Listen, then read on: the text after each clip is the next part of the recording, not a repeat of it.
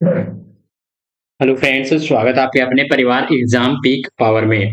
तो फ्रेंड्स, आज के सेशन में हम लोग देखने वाले हैं सेमेस्टर, एक सेकेंड, सेमेस्टर 3 का मोस्ट इम्पोर्टेंट क्वेश्चन जो कि आज के सेशन में हम लोग देखेंगे। तो मैनर पेपर जो कि मैनर पेपर में भी कौन सा सब्जेक्ट को देखेंगे? तो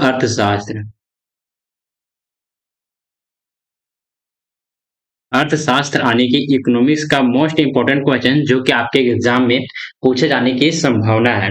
और इससे पहले भी मैं बहुत सारे सेशन हम आपको इसी चैनल के माध्यम से मैं करवा चुका हूं।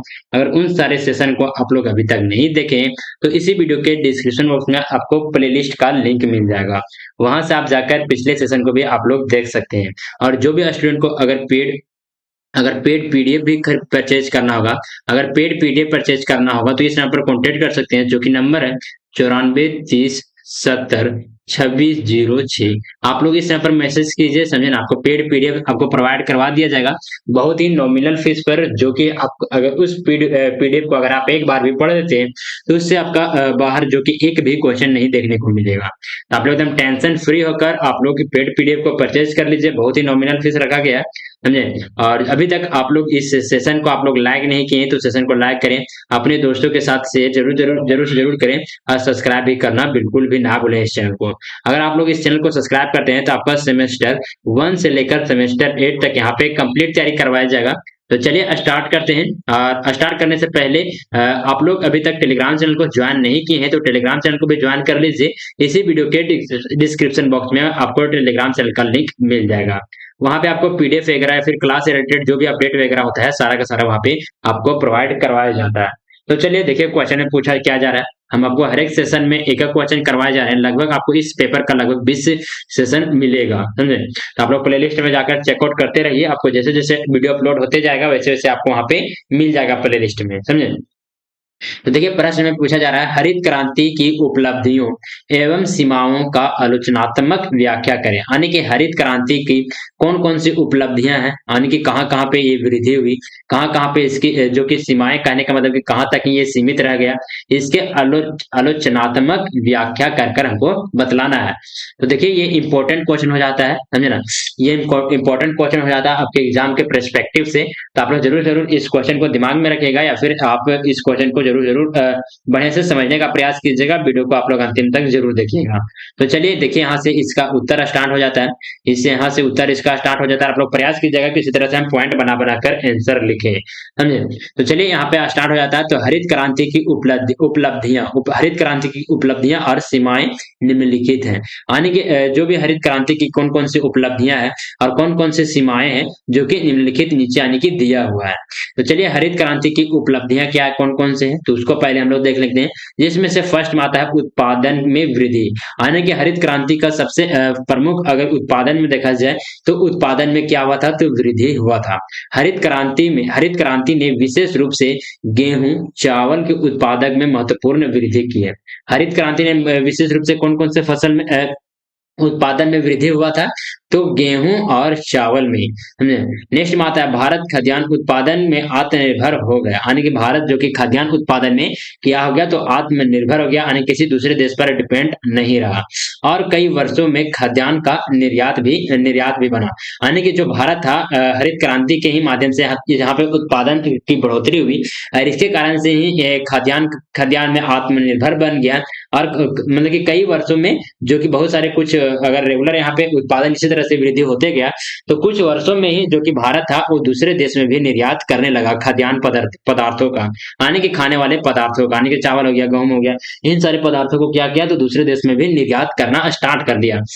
चलिए नेक्स्ट पॉइंट में आते हैं। पॉइंट नंबर आता है 2, तो आर्थिक वृद्धि। आर्थिक वृद्धि भी एक इंपॉर्टेंट पॉइंट बन जाता है। तो इस पॉइंट को भी आप लोग जरूर जरूर मेंशन कीजिएगा। कृषि उत्पादकता में वृद्धि से किसानों की क्या, तो आय में सुधार हुआ। ग्रामीण क्षेत्रों में रोजगार के अवसर क्या हुए, तो बड़े हो गए। यानी कि हरित क्रांति में आप लोग पता होगा कि उत्पादन में यहाँ पे वृद्धि हुआ। तो वृद्धि के साथ साथ क्या हुआ, तो जो भी किसान जो भी ग्रामीण में मतलब गांव वगैरह में रहते थे वहां के किसान को मतलब कि सभी लोग को रोजगार मिल गया, उनकी आय में सुधार हुई और अवसर भी बढ़ गए, जिससे ग्रामीण अर्थव्यवस्था को क्या मिली, तो मजबूती मिली। चलिए अगले पॉइंट में आता है, पॉइंट नंबर 3 में आता है तकनीकी प्रगति। एक सेकंड। हरित क्रांति ने उन्नत उन्नत कृषि तकनीकों जैसे कि हाइब्रिड मतलब कि हाइब्रिड से आपको इसको कह सकते हैं हाइब्रिड रासायनिक उर्वरकों और सिंचाई सुविधाओं के लिए सिंचाई एक सेकेंड थोड़ा सा सर्दी हो गया थोड़ा सा आप लोग मैनेज कर लीजिएगा इसकी सेशन में सुने ना। तो सिंचाई सुविधाओं के उपयोग को बढ़ावा दिया। ट्रैक्टर थ्रेसर जिसको हम लोग कह सकते हैं धान वगैरह कूटने वाला और प्लस में जो गेहूं वगैरह को भी साफ करता है ना उसको भी हम लोग थ्रेसर कह सकते हैं आप लोग जानते ही होंगे। अन्य कृषि उपकरणों यानी कि बहुत सारे ऐसे ऐसे उपकरण जो कि उपयोग का बढ़ाव मतलब हरित क्रांति के कारण से ही बहुत सारे ट्रैक्टर का उपयोग प्लस में थ्रेसर वगैरह बहुत सारे कृषि उपकरण जो कि मार्केट में आ गए हैं जिसके कारण से उत्पादकता में भी बढ़ोतरी हुई और बहुत सारे लोगों को रोजगार में मिला किसान लोगों के वहां पे आय में वृद्धि हुई जिससे खेती अधिक कुशल हो गया। अधिक कुशल करने का मतलब है कि खेती करने में आसान हो गया यानी कि सरल हो गया। नहीं चलिए नेक्स्ट पॉइंट में आते हैं तो सिंचाई का विकास हरित क्रांति से एक ये भी विकास हुआ क्या किस चीज का तो सिंचाई का विकास हुआ बड़े पैमाने पर सिंचाई परियोजना का विकास हुआ जिसमें से सूखा प्रभावित क्षेत्रों में भी खेती संभव हो पाया यानी कि जहां पे सूखा पाया जाता था तो वहां पे भी सिंचाई परियोजना विकास होने के कारण वहां पे भी खेती संभव हो गया यानी वहां पे भी खेती होना स्टार्ट हो गया। चलिए नेक्स्ट पॉइंट बताया तो नहरों ट्यूबवेल और पंप सेट का उपयोग बढ़ा यानी कि हरित क्रांति के ही माध्यम से नहरों ट्यूब वेल्स नेक्स्ट माता पंप सेट से का उपयोग जो कि बढ़ गया। चलिए अगले पॉइंट में आते हैं पॉइंट नंबर 5 में आता है रोजगार और उद्यमी कहने का मतलब है कृषि आधारित उद्योग जैसे कि खाद्य प्रसंस्करण और कृषि उपकरण निर्माण में वृद्धि आई यानी कि आप लोग जानते होंगे कि रोजगार और उद्यमिता कहने का मतलब है कि कृषि करने के लिए जितने भी उपकरण का जरूरत पड़ता है तो उपकरण बनाने वाले बहुत सारे जो कि कर कारखाने भी स्थापित किए गए और कारखाने स्थापित करने के साथ साथ उसमें रोजगार की भी वृद्धि होगी। चलिए तो इन सारे पॉइंट को आप लोग जरूर जरूर मेंशन कीजिएगा। किसानों ने उद्यमिता सरकारी संगठनों के माध्यम से अपनी स्थिति को क्या किया तो मजबूत किया। चलिए अगले पॉइंट में आते हैं तो हरित क्रांति की सीमाएं यानी कि हरित क्रांति की कौन कौन सी सीमाएं हैं तो चलिए उसके बारे में भी हम लोग देख लेते हैं। जिसमें आता है फर्स्ट में आता है क्षेत्रीय विषमता यानी कि हरित क्रांति का लाभ मुख्यतः कौन कौन से राज्य ले पाए तो पंजाब हरियाणा पश्चिमी उत्तर प्रदेश जैसे कुछ क्षेत्र में ही ये सीमित रह गया यानी कि पूर्ण रूप से पूरा भारत में नहीं फैल पाया। पूर्वी और दक्षिणी राज्यों में इसका प्रभाव अपेक्षाकृत कम रहा यानी कि पूर्वी और दक्षिणी जितने भी राज्य थे भारत के उन सारे राज्यों में इसका प्रभाव जो कि अपेक्षाकृत किसी दूसरे राज्य से कम रहा जिससे क्षेत्रीय यह संतुलन पैदा हुआ यानी कि क्षेत्र में भी बहुत सारे यह संतुलन पैदा हुआ यानी कि पंजाब हरियाणा पश्चिमी उत्तर प्रदेश के जैसे इलाके थे क्षेत्र थे वहां पे उत्पादकता की जो कि वृद्धि हुई और कई सारे क्षेत्र जो कि हरित क्रांति जो कि वहां तक नहीं पहुंच पाया ये भी एक इम्पोर्टेंट पॉइंट बन जाता है यहाँ से जो कि हरित क्रांति की सीमाएं में एक इम्पोर्टेंट ये भी पॉइंट हो जाता है। चलिए हम लोग नेक्स्ट पॉइंट में आते हैं संसाधनों पर दबाव कहने का मतलब है अधिक उर्वरक कीटनाशक और सिंचाई के उपयोग से जल संसाधनों और मिट्टी की गुणवत्ता पर नकारात्मक प्रभाव पड़ा यानी कि आप लोग जानते होंगे कि अभी जैसे धान का फसल हो रहा है मतलब क्या कहते हैं बिहन हो रहा है हम लोग देहाती भाषा में कहते हैं बिहन हो रहा है।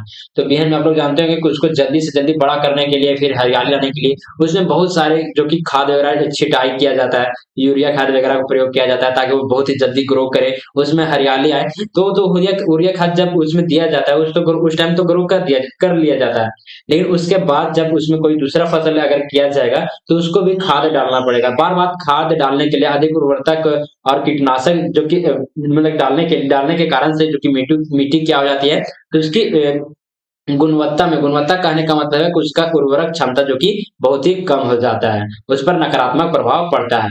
चलिए हम लोग अगले पॉइंट में देखते हैं। इस पॉइंट में आता है भूमिगत जल स्तर की कमी और मृदा अपरदन जो कि ये भी एक इम्पोर्टेंट ये भी पॉइंट बन जाता है समझे। चलिए अगले पॉइंट में आ जाते हैं पर्यावरणीय प्रभाव क्या होता है तो रासायनिक उर्वरकों और कीटनाशकों के अंधाधुंध उपयोग से मिट्टी के उर्वरकता और जल गुणवत्ता क्या हुआ तो प्रभावित हुआ। चलिए अगले पॉइंट में आते हैं पारिस्थितिकी तंत्र पर नकारात्मक प्रभाव पड़ा और जैव विविधता को नुकसान पहुंचा। चलिए नेक्स्ट पॉइंट में आते हैं पॉइंट नंबर 4 में हम लोग देखेंगे तो फसल विविधता की कमी गेहूं चावल जैसे प्रमुख फसलों पर अत्यधिक ध्यान देने से फसल विविधता की कमी आई यानी कि गेहूं चावल ही पर ज्यादा किसान लोग इस पर ध्यान देने लगे थे, क्योंकि यहाँ पे हरित क्रांति के कारण इसका उत्पादकता जो कि वृद्धि हुई थी, लेकिन इसके अलावा जो भी अन्य फसल हो जाते हैं उन सारे पर ध्यान नहीं देने दिया जाने लगा, तो इसके कारण से फसल में भी विविधता पाए जाने लगा, यानी कि कोई फसल जो कि ज्यादा होने लगा, कोई फसल जो कि एकदम बिल्कुल भी नहीं होने लगा। नेक्स्ट आता है अन्य पौष्टिक और स्थानीय फसलों का उत्पादन क्या हुआ, तो कम हो गया। कम हो गया यानी कि जो भी सब्जी वगैरह होते थे, दाल वगैरह का होता था, बाजरा वगैरह का होता था, तो जो कि इसके उत्पादकता में क्या हुआ, तो कमी आ गया। चलिए अगले पॉइंट में हम देखेंगे, पॉइंट नंबर 5 में आता है लघु और सीमांत किसानों को लाभ कम लाभ। हरित क्रांति का लाभ मुख्यतः बड़े और संपन्न किसानों को हुआ, जबकि छोटे और सीमित किसानों का अपेक्षाकृत कम लाभान्वित हुआ। यानी कि कहने का मतलब है कि हरित क्रांति का लाभ मतलब कि मुख्यतः देखा जाए तो बड़े व संपन्न किसानों को ही हुआ, यानी कि जो जिसके पास पूंजी कैपिटल जिसके पास ज्यादा है, वही सारे किसान जो कि ट्रैक्टर वगैरह मतलब कि उपकरण वगैरह खरीद पाए और उन्हीं को भी लाभ हो पाया। लेकिन जो छोटे छोटे किसान थे मतलब सीमांत किसान थे, उसकी अपेक्षा मतलब कि बड़े किसानों की अपेक्षा जो कि बहुत ही कम उनको लाभ मिल पाया, क्योंकि उनके पास पूंजी नहीं था, उसके पास कैपिटल नहीं था, तो इसके कारण से वो लाभ नहीं ले पाए। तकनीकी जितने भी उपकरण जो कि आए थे हरित क्रांति के दौरान, तो सारे जो कि उपकरण का लाभ नहीं ले पाए थे। चलिए अगले पॉइंट में आते हैं। इस पॉइंट में देखिए क्या पूछा जा रहा है, क्या लिखा गया, तो पूंजी संसाधनों की कमी। पूंजी संसाधनों की कमी कारण से छोटे नई तकनीकों का उन्नत, यहाँ क्या लिखा हुआ, तो उन्नत बीजों का उपयोग नहीं कर पाया, यानी कि छोटे किसानों के पास क्या हुआ, तो पूंजी की कमी होगी, कैपिटल की कमी हो गई, तो इसके कारण से बहुत सारे जो कि नए नए तकनीकों वाले उपकरण वगैरह जो आए थे हरित क्रांति के दौरान, या फिर उन्नत बीज जो कि बहुत ही वैसे वैसे बीज जो कि मतलब कि कम क्षेत्रफल में भी अधिक से अधिक उत्पाद हो सके, वैसे वैसे उन्नत बीज जो कि हाइब्रिड बीज वगैरह का उपयोग नहीं कर पा रहे थे जो कि छोटे किसान थे। समझे। चलिए अगले पॉइंट में आते हैं। पॉइंट नंबर आता है 6। पॉइंट नंबर 6 में देखिए क्या बताया जा रहा है, तो सामाजिक और आर्थिक विषमता। सामाजिक और आर्थिक विषमता कहने का मतलब है कि हरित क्रांति से आय और संपत्ति जैसे यह समानता बढ़ी। कृषि में औद्योगिकरण से राज्य ग्रामीण समाज और सामाजिक और आर्थिक संतुलन उत्पन्न हो गया। चलिए अब इसका निष्कर्ष हम लोग देख लेते हैं। निष्कर्ष एक बहुत ही इंपॉर्टेंट हो जाता है पॉइंट। आप लोग अगर सब्जेक्टिव एग्जाम दे रहे हैं, तो आप लोग को निष्कर्ष लिखना जो कि बहुत ही कंपलसरी हो जाता है। समझे। अगर आप लोग निष्कर्ष नहीं लिखेगा तो जो कि आपका नंबर है वो सीधा का सीधे कट जाएगा।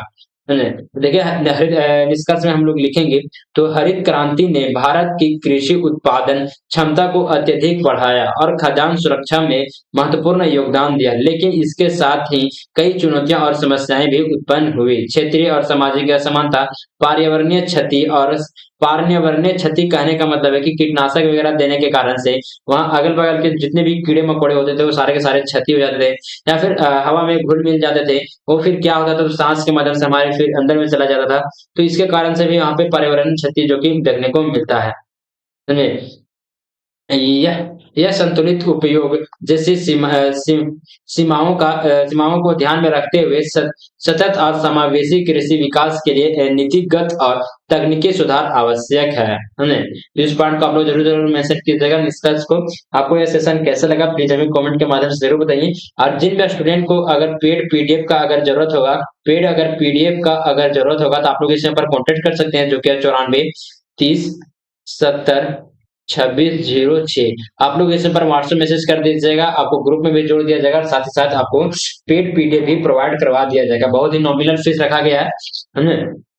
तो पीडीएफ को आप लोग जरूर परचेज कर लीजिएगा। यहाँ पे सभी जितने भी पेपर आपके होंगे सेमेस्टर 3 में, या फिर इसके अलावा जो भी सेमेस्टर में आप लोग होंगे, सारे के सारे सेमेस्टर का यहाँ पे all A to Z paper आपको मिल जाएगा पीडीएफ, जो कि पेड पीडीएफ रहेगा, क्योंकि बहुत ही मेहनत लगता है इन सारे कंटेंट को टाइपिंग करवाना, तो टाइपिस्ट को भी देना पड़ता है पेमेंट, तो इसके कारण से थोड़ा सा बहुत ही नॉमिनल फीस रहेगा। आप लोग मैसेज के माध्यम से पूछ सकते हैं कि सर आपको एक पेपर का कितना अमाउंट हमको पे करना होगा। सुने, तो आपको वहीं पे व्हाट्सएप मैसेज के जरिए ही बतला दिया जाएगा। तो आप लोग जरूर पेड पीडीएफ को परचेज कर लीजिए। और अभी तक आप लोग सेशन को लाइक नहीं किए तो सेशन को लाइक करें, अपने दोस्तों के साथ शेयर जरूर करें, और सब्सक्राइब भी करना तो बिल्कुल भी ना भूलें। सब्सक्राइब इसलिए कीजिए क्योंकि आपको सेमेस्टर 1 से जाएगा, सेमेस्टर एंड तक यहाँ पे कंप्लीट तैयारी करवाया जाएगा। तो आप लोग एकदम टेंशन फ्री होकर आप क्या कीजिए, तो आप सेशन को जरूर जरूर लाइक कीजिएगा, अपने दोस्तों के साथ शेयर कीजिएगा और सब्सक्राइब करना जो कि बिल्कुल भी नहीं भूलिएगा।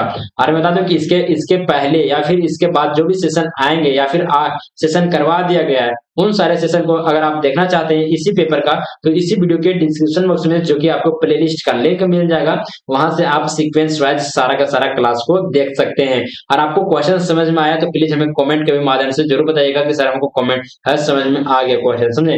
और आपको जरूर जरूर बताइएगा कि आपको ये सेशन कैसा लगा, कमेंट के माध्यम से बतला दीजिए जरूर जरूर, ताकि हमें भी मोटिवेट मिले। और सेशन को हम लाइक करना बिल्कुल भी ना भूलें। Thank you for watching this session. जय हिंद, जय भारत।